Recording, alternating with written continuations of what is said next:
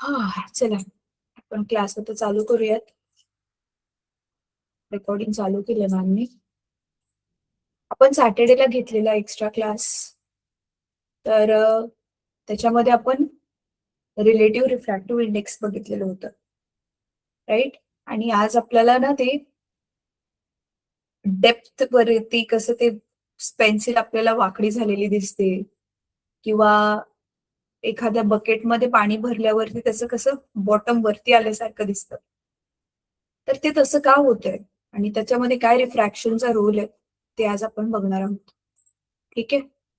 तर प्रद्युम, मला सांग तुला कोणकोणते चॅप्टर्स आहेत बेटा आता आताच्या एक्झामला? 9 तारखेला एक्झाम आहे ना तुझी काय तर? नो मॅम, त्यांनी 16 तारीख दिली आहे आता. मग अपडेटेड टाइम टेबल टाक आपल्या मॉनिटरच्या ग्रुपमध्ये बेटा. ओके मॅम, टाकतो. हा, टाकून दिलं हेच बरं झालं, थोडस पोस्टपोन केली. तुझी आणि प्रथमेशची सेमच आहे ना? Yes ma'am. चला प्रथमेश पण झाला आहे.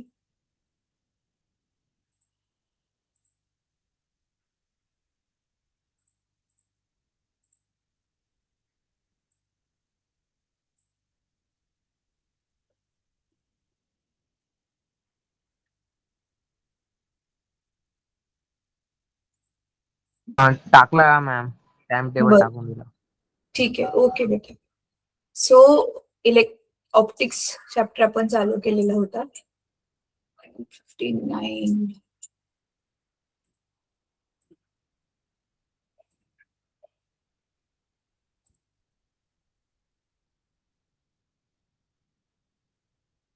तर इथे ऑप्टिक्स मध्ये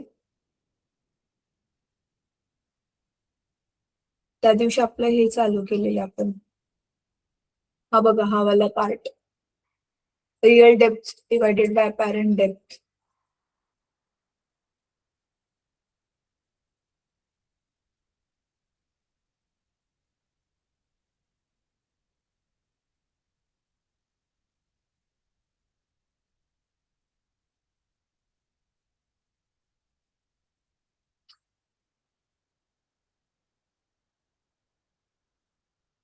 हे रिलेटिव्ह रिफ्रॅक्टिव्ह इंडेक्स त्या दिवशी केलं आपण.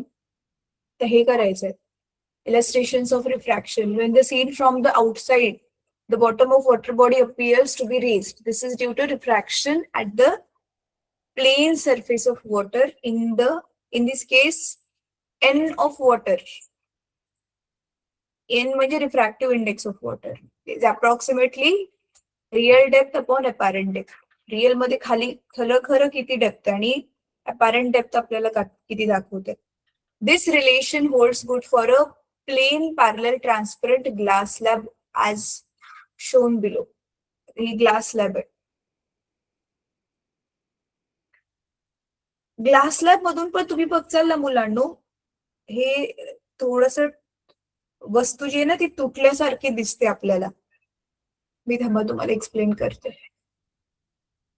Point object O at real depth R appears to be at apparent depth A. R वरती जे असेल ते A वरती दिसते आपल्याला.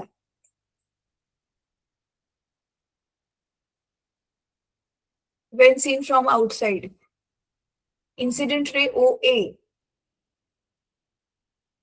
incident ray OA, okay,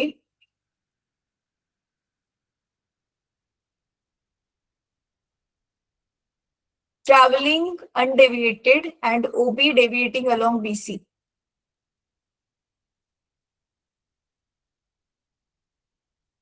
ह्याचा आता अर्थ काय सांगते तुम्हाला?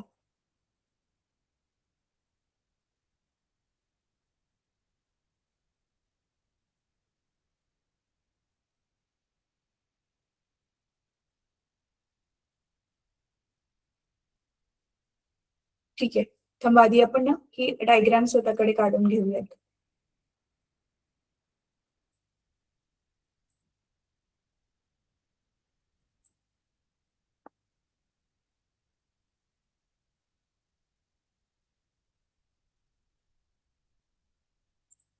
एक मिनिट हा मुलांना.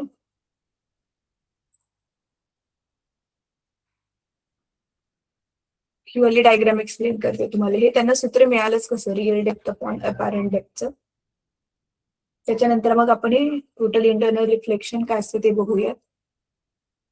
मी तुम्हाला रेनबो फॉर्मेशन एक्सप्लेन केलेलं का? नाही केलेलं ना? मॅम नाही. नाही केलं. ठीक आहे, मी एक्सप्लेन करते.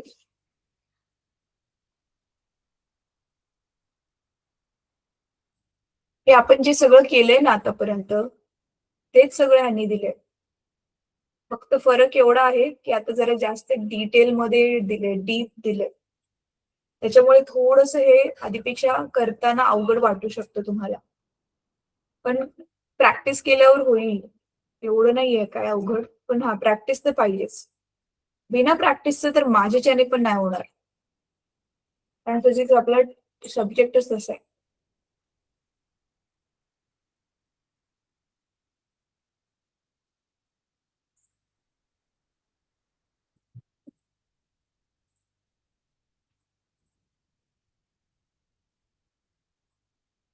हे बघा, ही डायग्राम मोठी केली आपण तुम्हाला जास्त व्यवस्थित समजण्यासाठी. माझा व्हाईट बोर्ड दिसत असेल आता तुम्हाला, दिसतोय? Yes ma'am. आता जसं की बघा, त्यांनी काय सांगितलेलं होतं की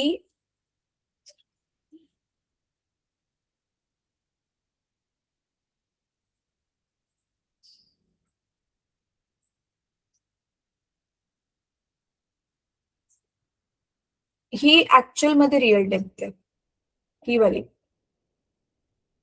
दिसते. समजा इथे कुठेतरी वस्तू आहे, ही ओ ऑब्जेक्ट, इथे एक वस्तू आहे. इथून समजा हे मोकळं असेल, इथे कुठलंच माध्यम नसेल, तर ही वस्तू ही आर डेप्थला म्हणजे एवढ्या खाली खोलीवर आहे, ती तेवढ्याच खोलीवरती दिसते. बट आता हे जे की मटेरियल ग्लास आहे, म्हणजे कळते तुम्हाला, ती ग्लास स्लॅबच्या खाली वस्तू ठेवली आणि तुम्ही वरतून ग्लास स्लॅब मधून बघताय. जसं आता मी हे भिंगामधून बघते ना, तसंच ही ग्लास स्लॅब अशी जमिनीवर ठेवली आपण आणि त्याच्या खाली काहीतरी आहे, तर ती वस्तू जी आहे ती वरती असल्यासारखं आपल्याला भास होतो, जेव्हा की ती खूप खाली असते. मग त्याचाच हे फॉर्म्युला कसा आलाय तो इथे त्यांनी दाखवलेला आहे. तर तुम्ही आता बघू शकता मुलांनो, की ही ती वस्तू ऍक्च्युली इथे पण आपल्याला इथे जाणवते. So this is apparent depth. Apparent म्हणजे आभासी. आपल्याला असं वाटतंय की ती तिथे तेवढ्या हाईट वर, डेप्थ वरती आहे, तेवढ्याच डेप्थ म्हणजे खोलीवरती आहे, पण ती अजून जास्त खोलीवरती आहे ती वस्तू, पण आपल्याला तसं नाही जाणवत आहे. म्हणून त्याला नाव दिलेलं आहे अपॅरंट डेप्थ. मग ह्या मीडियमसाठी refractive index of water approximately कसं काम करते, मगाशी आपण काय बघितलेलं होतं, real depth divided by apparent depth. म्हणजे तुम्हाला कळतंय आता, सपोज ही जी रिअल डेप्थ आहे ही आहे, एक्झाम्पल आपण घेतोय, रिअल डेप्थ आहे से फॉर एक्झाम्पल 10 सेंटीमीटर आणि अपॅरंट डेप्थ किती वरती आहे, सपोज 5 सेंटीमीटर, अर्ध्यापेक्षा कमी, अर्धी कमी झाले. So you can divide it, answer येईल 2. सो रिफ्रॅक्टिव्ह इंडेक्स ऑफ इथे ग्लास काय येणार आहे, 2 आली. कळलं? आता रिफ्रॅक्टिव्ह इंडेक्सचे बघा आपल्याकडे टोटल किती फॉर्म्युलाज झाले. एक तर होता आपला C/V च्या फॉर्म मधला, दुसरा आपल्याकडे काय फॉर्म्युला होता, suppose he refractive index of N21 आहे, तर मग फॉर्म्युला काय होता आपल्याकडे, N2/N1 होता, राईट. आणि आता हा तिसरा वाला फॉर्म्युला, तिसरा फॉर्म्युला काय बनला, real depth upon apparent depth. कळतंय? हे असे रिफ्रॅक्टिव्ह इंडेक्सचे तुमच्याकडे बघा किती फॉर्म्युला बनले. अजून पण एक फॉर्म्युला होता, आठवत आहे, sine I upon sine r. So 1, 2, 3, 4 formulas for finding out refractive index म्हणजेच अपवर्तनांक. Got it? चला आता पुढे जाऊयात. हा, आता हे फॉर्म्युला कसं आला ते ह्याचं बघा इथे एक्सप्लेनेशन दिलेलं आहे. टॅन ऑफ आर, आर काय आहे आपला, हा अँगल एक्स अपॉन ए. आता एक्स आणि ए काय आहे हे बघा, हा इथे 90 डिग्रीचा राईट अँगल बनला, हा वाला. ट्रिग्नोमेट्री आपली राईट अँगल ट्रायंगललाच ऍप्लिकेबल आहे ना. तर हा ट्रायंगल बनला 90 डिग्रीचा. तर ही बघा टॅनचा फॉर्म्युला तुम्हाला ऑलरेडी माहिती आहे मुलांनो. टॅन आर समोरील बाजू भागिले लगतची बाजू. Yes or no? Opposite side upon adjacent side. तर आर च्या बरोबर अपोजिट साइड ही एक्स येणार ना. इथे हे एक्स आहे म्हटलं हे पण एक्स येणार. तर हे येणार इथे एक्स अपॉन आर ची हायपोटेनियस म्हणजे कर्णाला सोडून जी लगतची बाजू आहे ती ही आहे. तीच ही आपली अपॅरंट आहे. दिसलं हे? तर हे टॅन आर काय आलं एक्स अपॉन ए. सेम आता इथे पुढे काय केलंय टॅन आय. आता टॅन आय आय म्हणजेच टॅन आय म्हणजेच हा वाला अँगल ऑफ इन्सिडेन्स दिसतोय. आता इकडेच हे वाला घ्या, हा वाला ट्रायंगल घ्या. तर ह्याची अपोजिट बाजू पण अगेन एक्स येणार है ना. ह्याची ही अपोजिट बाजू ही झाली ना. तर ती किती येणार एक्स. आणि मग आता ते इथं हे वालं डिस्टन्स ह्याची ही लगतची बाजू ही वाली बाजू ही लगतची बाजू कुठली आहे अपॅरंट रिअल डेप्थ आहे ना. मग काय आपल्याला काय पाहिजे आपला ह्याचा फॉर्म्युला काय आहे रिफ्रॅक्टिव्ह इंडेक्सचा formula sine I upon sine R.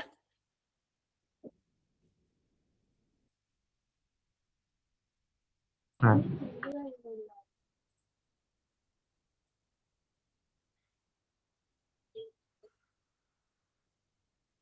तर तेच रिफ्रॅक्टिव्ह इंडेक्सच काढली ना ह्यांनी. रिफ्रॅक्टिव्ह इंडेक्सचाच फॉर्म्युला काढला ना real depth upon apparent depth. तर टॅन आणि साइन इथे अप्रॉक्सिमेटली आर होणार कारण आपले अँगल्स खूप खूप छोटे आहेत. सो म्हणून इथे tan r is sine r आणि हे साइन आय आहे. सो मग आपला फॉर्म्युला लिहिणार आपण. So refractive index is equal to sine I upon sine r. मग साइनची व्हॅल्यू म्हणजे टॅन आय ची value which is x upon r आणि इथे साइन आर ची व्हॅल्यू म्हणजे टॅन आर ची value which is x upon a. So x x cancel आणि डिनॉमिनेटरचा डिनॉमिनेटर वरती. ए मी काहीतरी गडबड केली का?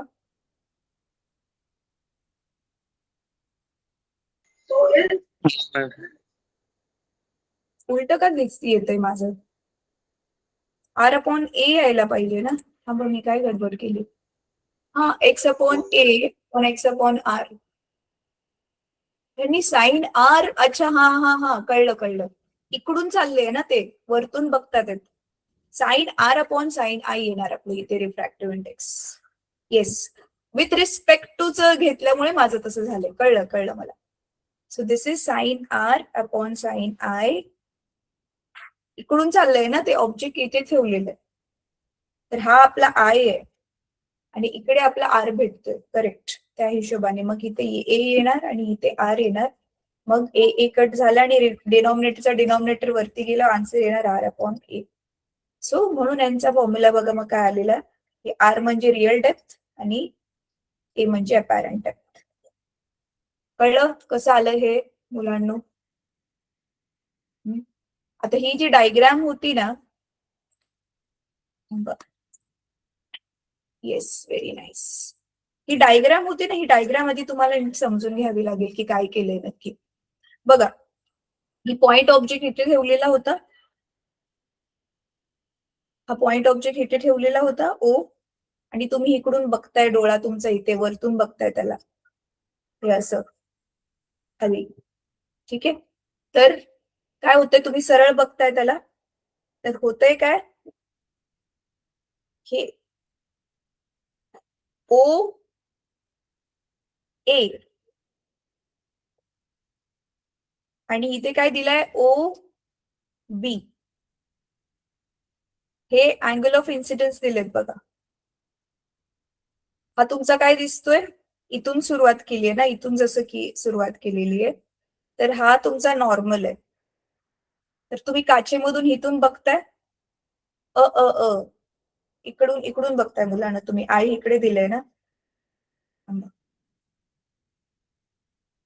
Yes this is your I. इथून तुम्ही बघताय, मग हा जो तुमचा आय आहे अँगल, तो नॉर्मलशी हा काय झाला, हा बाजूला हा लांब होता, हा टुवर्ड्स ह्याच्याकडे मुडला, बेंड टुवर्ड्स नॉर्मल. इथे एअर आहे ना आणि हे ग्लास आहे, तर हा जो मोठा होता आता हा इथे छोटा झाला, तर ह्याला आय नाव दिलंय ह्याने. मग हा बेंड टुवर्ड्स नॉर्मल झाला आणि मग इथून पडून हा बाहेर येताना बघा परत लांब निघून थोडा लांब गेला, अवे फ्रॉम नॉर्मल गेला. सो दिस इज आय आणि ह्याला इथे जे घेतलेले त्यांनी काय घेतलेले, आर घेतलेले. आणि मग पुढे काय केलेलं आहे, ह्याला एक्सटेंड केलं, ह्या नॉर्मलला एक्सटेंड केलं आणि आपली जॉमेट्री यूज करून हे बघा, ह्या दोन पॅरलल लाईन बनल्या, ही एक अशी आणि ही एक अशी, ह्या दोन पॅरलल लाईन बनल्या. आणि ह्या दोन पॅरलल लाईन मध्ये तुम्ही बघू शकता मुलांनो, हा बघा झेड बनतोय, हा असा हा झेड बनतोय, राईट. म्हणून हा आय आणि आर, हा पण आहे आणि हा पण आहे. बाय व्युत्क्रम कोन, अल्टरनेट अँगल्स आपण ज्याला इंग्लिश मध्ये म्हणतो.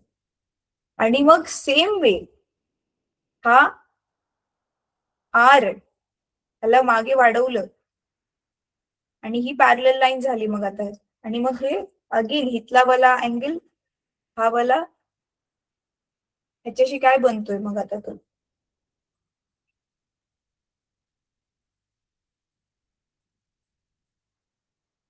हा दिसतोय.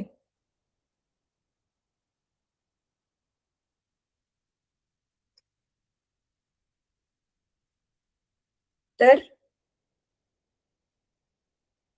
इकडचा अँगल आणि इकडचा हे कसे काय सेम सेम झाले, कोण सांगेल मला. हा पण आर आणि हा पण आर, हा कसं काय.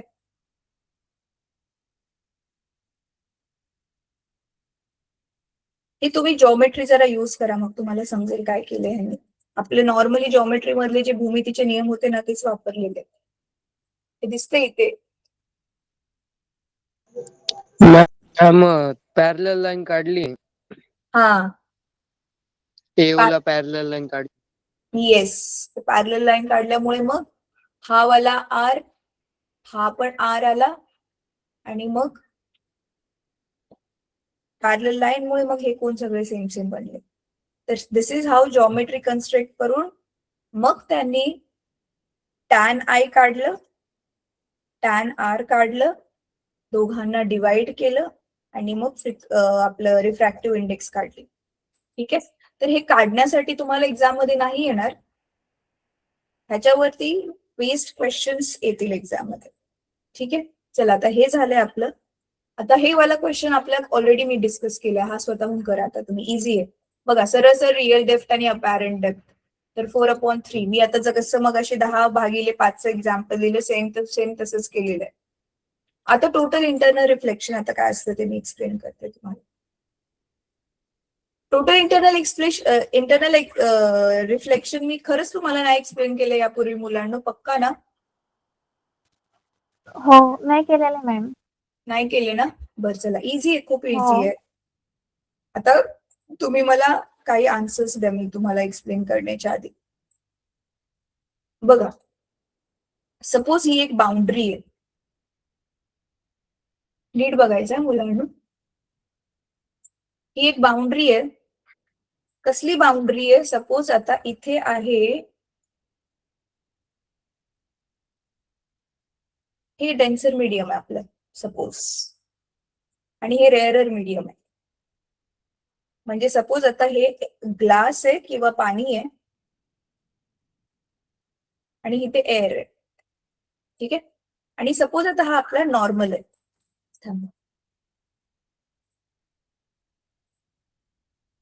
हा आपला नॉर्मल आहे. अशी मी 2-4 नॉर्मल काढून घेतो, थांबा.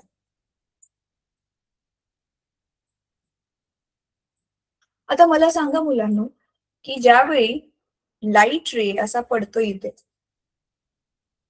तर यू नो दॅट की मग हा आपला काय बनणार आहे, हा बनणार आहे आपला angle of incidence, right.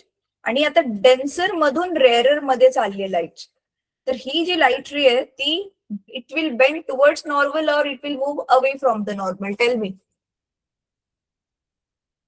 Denser मधून रेअरर मध्ये चालली आहे, इकडून ते इकडे. म्हणजे समजा पाण्यामधून बाहेर लाईट येते, काचेतून बाहेर लाईट येते, तर it will bend towards normal और अवे फ्रॉम द नॉर्मल. हा बेसिक क्वेश्चन आहे, ह्याचं आन्सर मला पाहिजे मुलांनो. खूप वेळा डिस्कस केले आपण हे.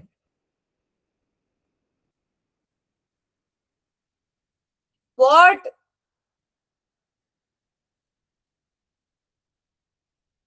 दाट माध्यमातून विरळ माध्यमामध्ये प्रकाश जाताना तो स्तंभिकेच्या दिशेने वळतो की स्तंभिकेपासून लांब वळतो? आता मराठीत पण सांगितलंय मी. काय येईल उत्तर?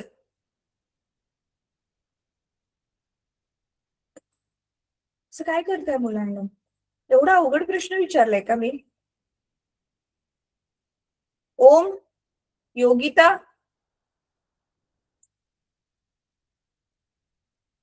Yes, अभय, ma'am. हा, दाट माध्यमातून विरळ माध्यमामध्ये गेल्यावरती जो प्रकाशाचा किरण आहे तो कुठल्या दिशेने वळतो अपवर्तन झाल्यावर? स्तंभिकेपासून लांब जातो की जवळ येतो स्तंभिकेच्या?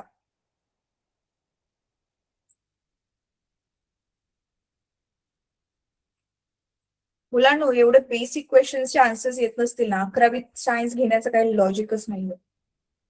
हे 9वीला पण होत, 10वीलाच होत आता जस्ट. आणि हे 10वीला जाऊ देत, ह्या धडा चालू केल्यावरच हे 10 वेळा डिस्कस केले आपण.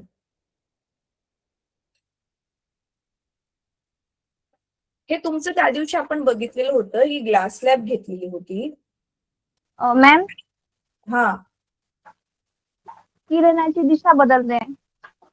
तो मग तीच विचारते मी, कुठल्या बाजूने बदलते ती? अवे फ्रॉम द नॉर्मल और टुवर्ड्स द नॉर्मल? तिथे ही हवा होती, ते ग्लास होता, असा प्रकाशाचा किरण पडलेला होता. मग तो स्तंभिकेच्या असं दिशेने वळेल की स्तंभिकेपासून लांब जाईल?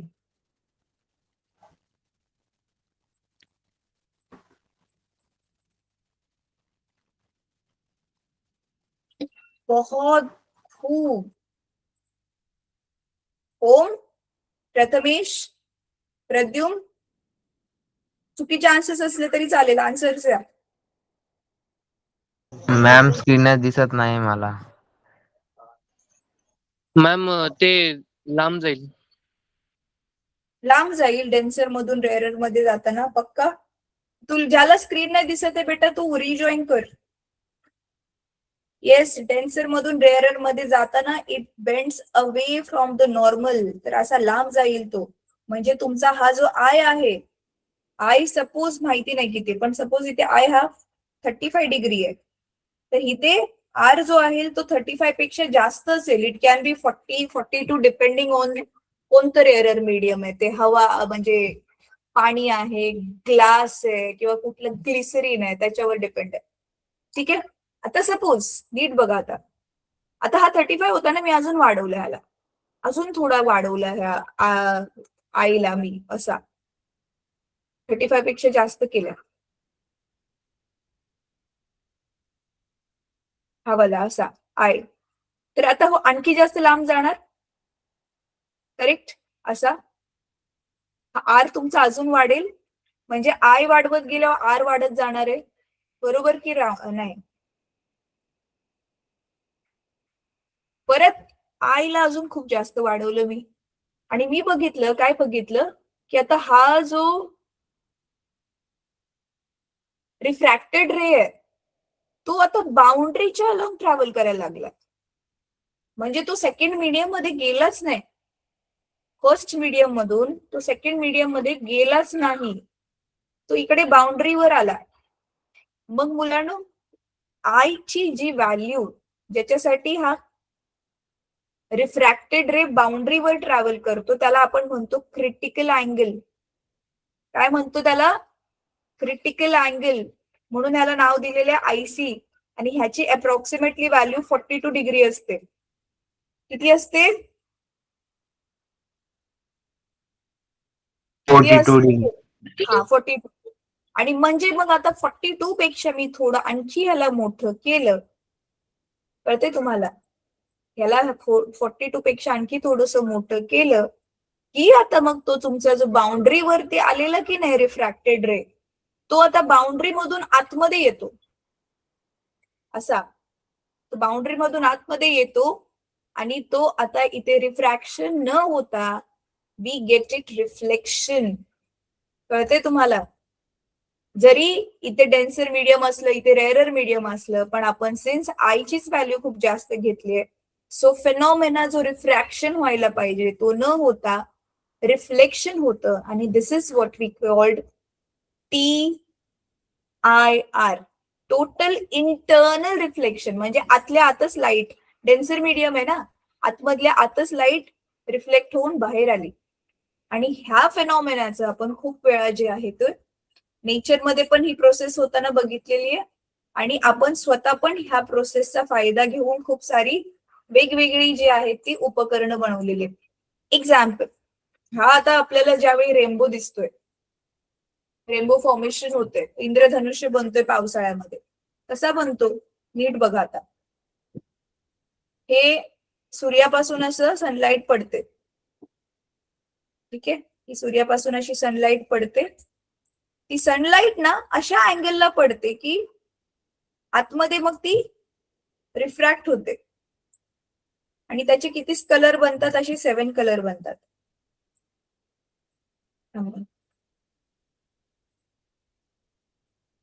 असे रिफ्रॅक्ट होते आणि 7 कलर बनतात. म्हणजे 2 प्रोसेस होतात तिथे, रिफ्रॅक्शन पण होते आणि डिस्पर्शन पण होते. डिस्पर्शन माहितीये ना, splitting of light into 7 colours. आणि मग इथे आता ह्या बाउंड्रीवर ज्यावेळी मुलांना ती लाईट पडते ना इथे, तर इथे होते TIR. म्हणजे अशी लाईट बाहेर न जाता ती आतल्या आतच टोटली इंटरनल रिफ्लेक्शन होऊन ती आतल्या आतच रिफ्लेक्ट होते बघा. सो ही अशी इथे रिफ्लेक्ट होते, 7 कलर, 7च्या 7 कलर्स हे असे.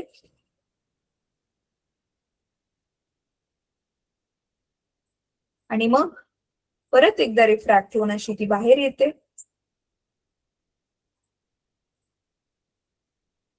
आणि म्हणून मग आपल्याला रेनबो दिसतो त्यावेळी वरती लाल कलर दिसतो.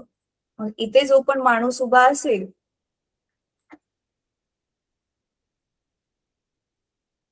ते जो पण असा माणूस उभा असेल ते त्याच्या डोळ्यामध्ये हे कलर्स एंटर करतात आणि आपल्याला काय दिसतो मग रेनबो दिसतो. कळतंय? सो रेनबो फॉर्मेशन मध्ये हे टोटल इंटरनल रिफ्लेक्शन होते. शिवाय तुमच्या घरी आधी केबलची वायर कोणी कोणी बघितली मुलांना? केबलची वायर बघितली? केबल रे, टीव्हीची केबलची वायर बघितली का?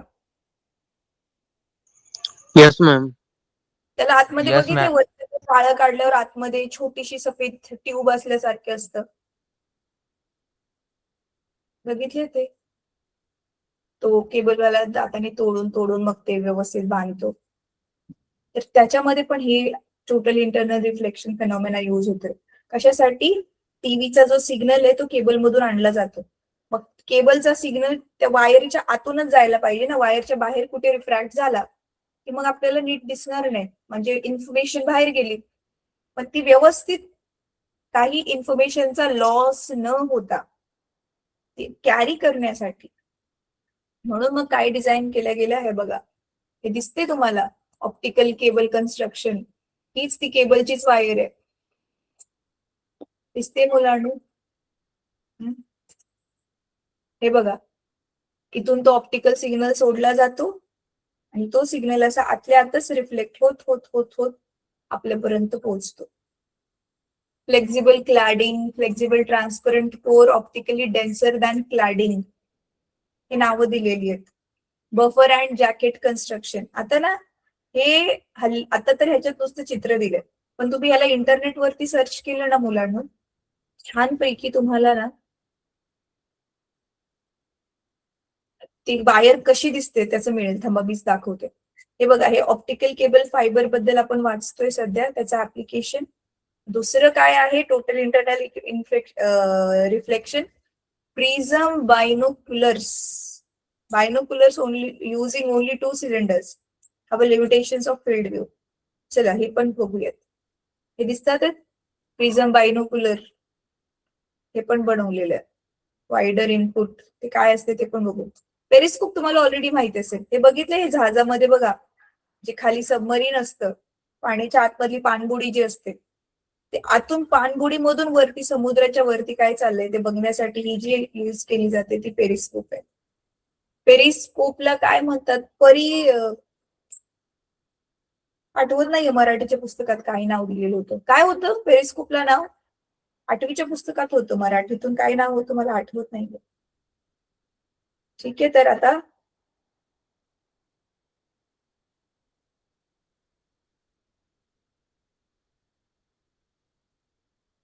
चला लेन्सेसचं जे पॉवर आहे ते मी थोडं एक्सप्लेन करेन, नंतर पुढच्या ह्याच्यावरती जाऊ आपण. तेव्हा मी स्टॉप शेअर करते, ऑप्टिकल फायबर बघते, तुम्हाला शेअर दाखवते काय आहे हा ऑप्टिकल फायबर केबल, काय आहे, कशी काम करते.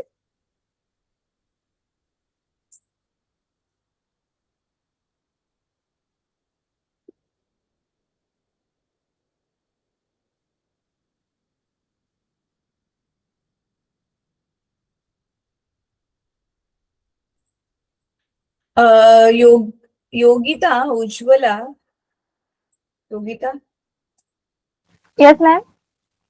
तुला शिकवलेलं समजतं का बेटा? हो. आणि तुम्ही मग हे जे ऑनलाईन आता क्लास अटेंड करता त्यावेळी मग काही लिहून घेता वहीमध्ये कुठे काय? हो, लिहून घेतो. अच्छा, व्हेरी गुड. त्यामुळे ऑप्टिकल फायबर केबल काय आहे दाखवते तुम्हाला.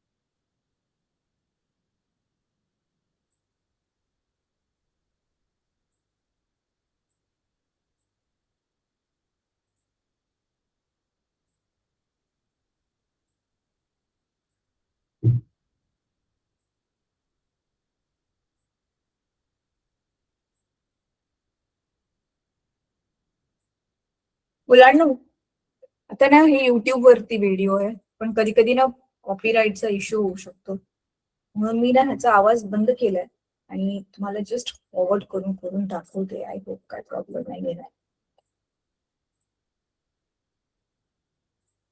हे बघा, हे तर सगळ्यात आधी ते फेनॉमेना दाखवलाय की आपलं ऑप्टिकल फायबर केबल म्हणजेच हे. आता जसं मी तुमच्याशी बोलते, मी बोललेलं पण जी माहिती आहे ती साऊंड एनर्जीची एक सिग्नल्स मध्ये कन्वर्ट केले जातात. ते सिग्नल मग हे इलेक्ट्रिसिटीच्या हेल्मेट ट्रॅव्हल करून करून तुमच्या मोबाईलमध्ये ते येऊन पोहोचतात आहेत आणि मग तुम्हाला माझं बोलणं ऐकायला येते, राईट?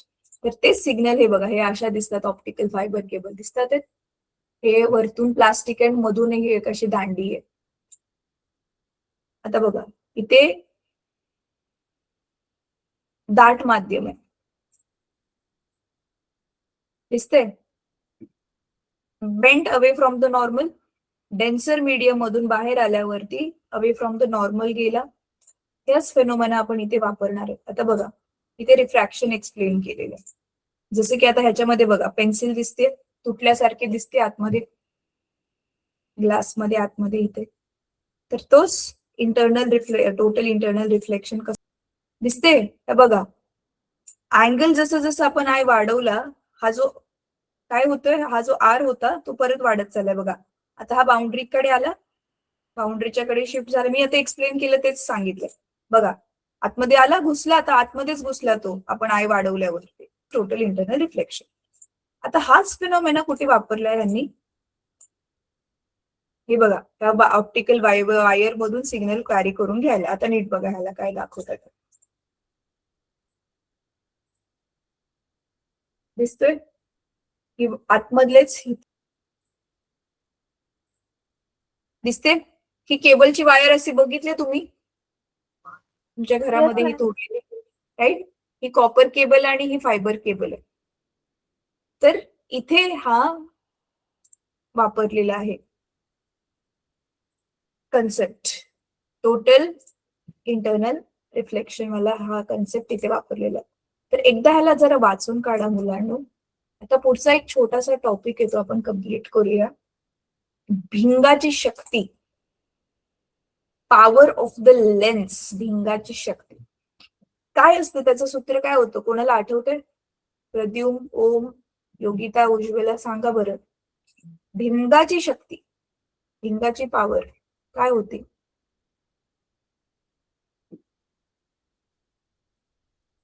काय होतं 10वीला अजून एक पूर्ण वर्ष पण नाही झालं रे तुम्ही कसं सगळं विसरला मॅम ते 1v मायनस 1u असं काही तर आता लक्षात नाही येते ते. तू मागच्या क्लासमध्ये होता की नाही प्रत्युम ते 1v ते भिंगाचं सूत्र सांगतोय तो ती भिंगाची शक्ती म्हणते भिंगाच्या सूत्रावरती तर त्या दिवशीच आपण गणित सोडवले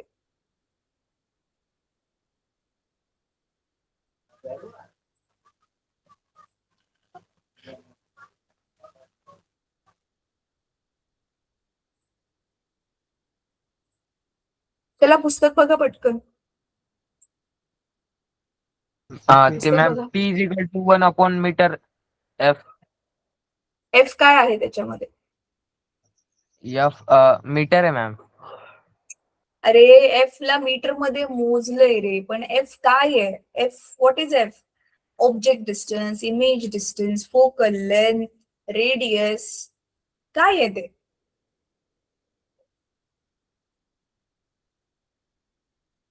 focal length ma'am.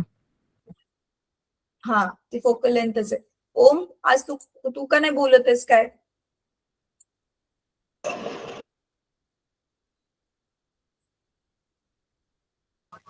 Ma'am T cos theta cos theta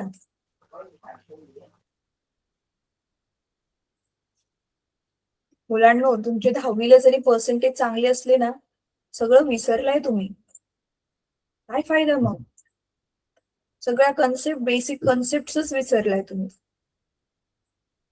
भिंगाची शक्ती काय असतं चला मी एक्सप्लेन करते हे बघा तुमच्या पुस्तकामध्ये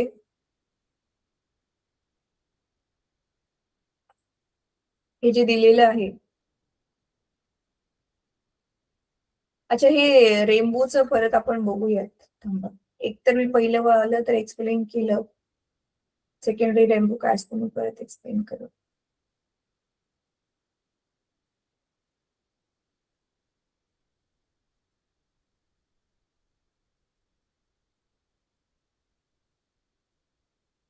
मी खूप वरती गेली की काय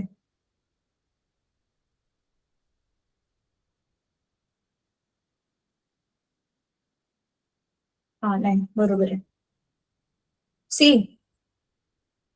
हे आपलं दोन गोलीय ह्याला पकडून घेऊन त्यांनी भिंग बनवली हे माहितीये तुम्हाला आता भिंग जी बनवण्याची वेगवेगळी पद्धत असू शकते जसं इथे दाखवलेलं आहे मग भिंगाचे हे जे सूत्र 1/f 1/v -1/u lens formula भिंग म्हणजेच lens formula we have used now what is power of the lens power म्हणजे शक्ती आपलं जे भिंग आहे बघा मुलांना नीट ऐका याचं लॉजिक समज चाललं माझा व्हाईट बोर्ड दिसतोय तुम्हाला माझा व्हाईट बोर्ड दिसतोय येस मॅम हा आता नीट बघा मी 2 सरफेस इथे काढणार आहे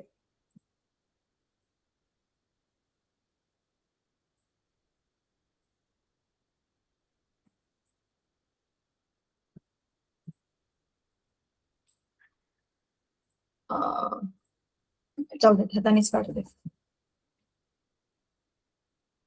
हे बघा एक तर हे वाला असं एक भिंग आहे जाडवालं ठीक आहे तर हा जाड असल्यामुळे हे याचं गोल आपण ह्याचं काढलं तर ह्याचं जे एफ आहे F1 इकडचं आणि F2 हे जवळ असेल, राईट? सो आणि एक असं पातळसं भिंग, त्याच्यामुळे मग हे सर्कल जे आहे ते खूप मोठंवालं बनणार आहे, राईट? हे आपण सर्कल काढलं तर मग मे बी त्याचं एफ इथे कुठेतरी असेल, इकडचं F1 आणि हा इकडचं F2, राईट? मग हे इथून तुम्हाला माहिती आहे फोकल लेंथ म्हणजे काय, ऑप्टिकल सेंटर पासूनचं हे जे डिस्टन्स असतं. आता ह्याचं डिस्टन्स सपोज 5 सेंटीमीटर एक्झाम्पल घेतो आणि ह्याचं डिस्टन्स जे आहे ते 10 सेंटीमीटर. ना what is power 1/f, right? आणि हे मीटर मध्ये पाहिजे, पण हे जर आपण सेंटीमीटर मध्ये घेतलं तर आपल्याला 100/f घ्यावं लागेल, ज्यावेळी एफ आपण सेंटीमीटर मध्ये घेतो. मग आता पहिल्या भिंगाची पॉवर किती येईल? 100 त्याची फोकल लेंथ 5 किती आली? 100/5 किती आली? 20. 20 डायोप्टर, ठीक आहे? आणि ह्याची किती आली मग? 100/10 10 डायोप्टर. कोणाची पॉवर जास्त आहे? पहिल्या भिंगाची जास्त आहे. म्हणजे पॉवर ऑफ द लेन्स म्हणजे मुलांना कळतोय का, तो किती जास्त थिक लेन्स आहे. आणि वस्तूची जी मग ना त्याच्यामुळे काय होतं ना, इथे आपण जर वस्तू ठेवली मग त्याची प्रतिमा पण त्याच्या अकॉर्डिंगली आपल्याला मिळते. पॉवर म्हणजे ऍक्च्युली काय आहे ना, किती वक्र भाग आहे, त्या वक्र भागाची वक्रता मोजण्याची शक्ती म्हणजेच ही पॉवर ऑफ द लेन्स आहे. कळतंय तुम्हाला? म्हणून जास्त पॉवरचं भिंग असलं की ते जसं असं बघा जाड दिसतं. जसं चष्म्याचा नंबर कोणाचा जास्त असेल तर त्याचा चष्मा बघा असं जाड दिसतो, हे जास्त थिकनेस वाला असतं ते. कळते? दिसते ना, हे जाड भिंग म्हणजे जास्त थिकनेस म्हणजे त्याची पॉवर जास्त आहे, त्याला जास्त नंबर लागलेला आहे. आणि ज्याची ही लेन्स पातळ असते तर त्याची पॉवर डोळ्याची कमी असते. म्हणून बघा तुमच्यापैकी कोणाला चष्मा लागलाय? कोणाला चष्मा लागलाय तुमच्यापैकी? कोणाला लागलाय का? No ma'am. नाहीये. बरं, लकी आहे रे तुम्ही. म्हणून बघा ही कोणाची -3 पॉवर असते. -3 म्हणजे काय, हे असं कॉन्केव्ह लेन्स असणार त्यांच्या चष्म्यामध्ये. आता माझी जसं की प्लस पॉवर आहे, सपोज +3, तर माझा जो चष्मा आहे तो असं हा वाला असेल. म्हणजे माझा +3 म्हणजे असं जाड भिंग बरं का. आणि कोणाचं असं 0.25 किंवा 0.5 असेल तर त्याचं एकदम पातळवाला असं लेन्स असेल प्लस पॉवरचं. मग माझं जे भिंग असेल ते असं जाड चष्मा असेल. कळलं पॉवर म्हणजे काय? पॉवर म्हणजे काय कळलं मुलांना? Yes ma'am. जास्त तो गोल आहे, म्हणजे तुमची लेन्स जी आहे ती किती सपाट किंवा किती गोल आहे. जेवढी जास्त गोल तेवढी ती जाड असेल म्हणजे तिची पॉवर जास्त आहे.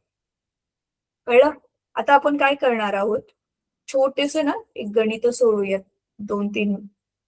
नीट बघा आता मुलांना. तर आता समजा जसं की 2-3 भिंग एकत्र ठेवलेत आणि त्या दोघांची एकत्र पॉवर काढायची, आपल्याला शक्ती काढायची. म्हणजे काय, एक भिंग असं ठेवलंय, सपोज ह्याची फोकल लेंथ आहे 10 सेंटीमीटर, त्याला जॉईंट करून दुसरं भिंग असं ठेवलंय, त्याची फोकल लेंथ आहे सपोज 5 सेंटीमीटर, आणि अजून एक दुसरं भिंग ठेवलंय, त्याची पण फोकल लेंथ आहे 5 सेंटीमीटर. आणि ह्या एकत्र मिळून ह्याची काय काढायचे, पॉवर. कसं काढणार? हे गणित होतं तुम्हाला 10वीला ऑलरेडी, मी नवीन काहीच नाही विचारत आहे. कसं काढणार? सो डेटामध्ये आपण काय लिहू शकतो, हे फर्स्ट भिंग, दुसरं भिंग, ह्याला तिसरं घेऊया. तर फर्स्ट भिंगाची फोकल लेंथ F1 किती लिहिणार आपण? 10 सेंटीमीटर. तर ते कॉन्व्हेक्स आहे तर त्याचे प्लसच घ्यावे लागेल. सेकंड F2 किती लिहिणार? कॉन्केव्ह लेन्स साठी आपण F नेगेटिव्ह घेणार. आणि परत F3 काय आहे? कॉन्व्हेक्स लेन्स आहे तर ते +5 सेंटीमीटर. सो आता ह्यांची कंबाईंड पॉवर काढायची, म्हणजे आपल्याला P काढायचं.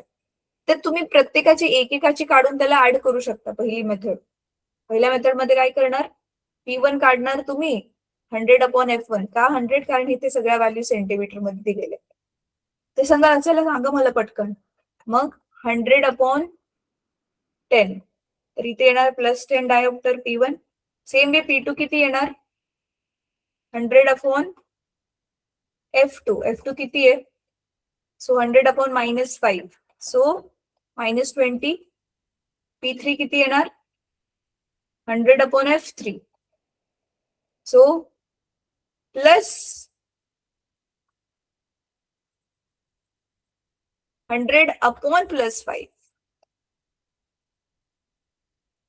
सो +20. मग आता हे सगळ्यांची आपल्याला P1 P2 मिळाली. मग कंबाईंड पॉवरचा फॉर्म्युला काय? P1 + P2 + P3 तिन्ही भिंगांची शक्ती पॉवर ऍड करायची. सो 10 - 20.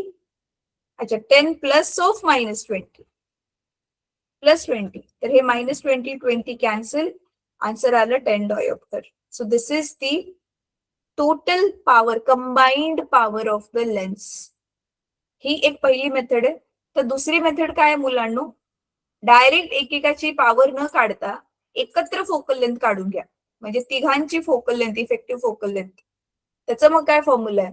फोकल लेंथ काढून मग पॉवर काढायचं. So 1/F is equal to 1/F1 + 1/F2 + 1/F3. काय मुलांना हा फॉर्म्युला डिफिकल्ट वाटू शकतो. तुम्ही म्हणजे ही मेथड तुम्ही पहिली मेथड वापरा. पण ही मी करून दाखवते. F1 किती आपलं? 10. F2 किती आहे? -5. आणि इथे F3 किती आहे? +5. So 1/F is equal to 1/10. हे -5 इथे मायनस टाकू शकतो. सो -1/5 + 1/5. सॉरी. सो -1/5 + 1/5 तिथल्या तिथे कॅन्सल. 1/Fचं आन्सर आलं 1/10. म्हणजे F आलं आपलं 10. तर मग हे काढा आता. काय म्हणतात? पॉवर काढा आता. पॉवर काय येणार आता? 100/F. सो 100/10. सो 10 10 जा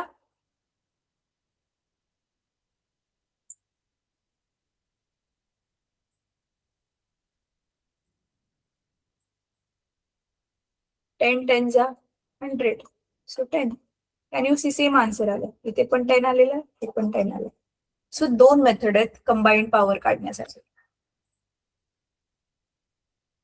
ठीक आहे मुलांनो. हे नवीन काय शिकवलं नाही मी, 10वीला केलेलंच आहे आपण. थांबा मी परत एकदा तुम्हाला स्क्रीन दाखवते. स्क्रीनशॉट घ्या त्याचा.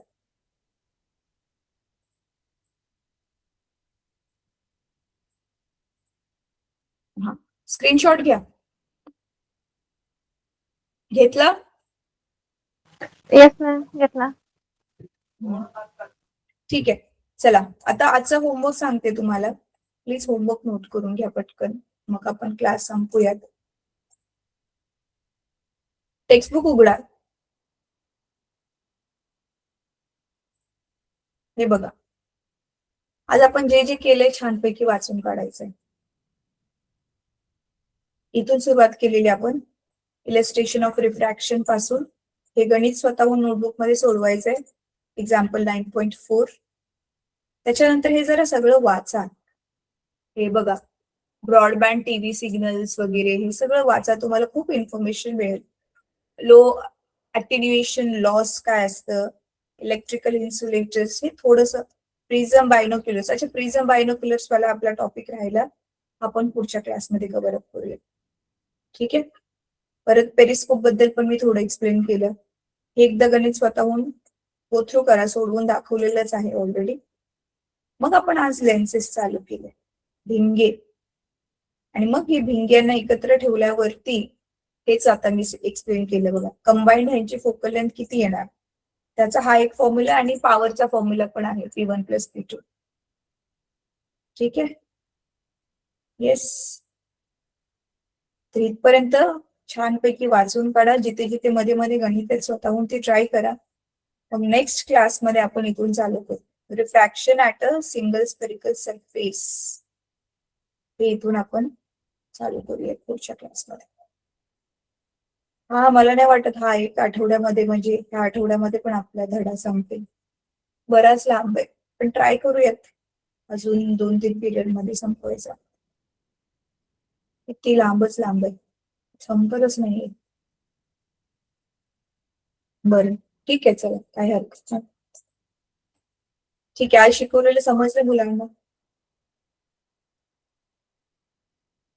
आज शिकवलेलं समजलं की नाही? Yes ma'am.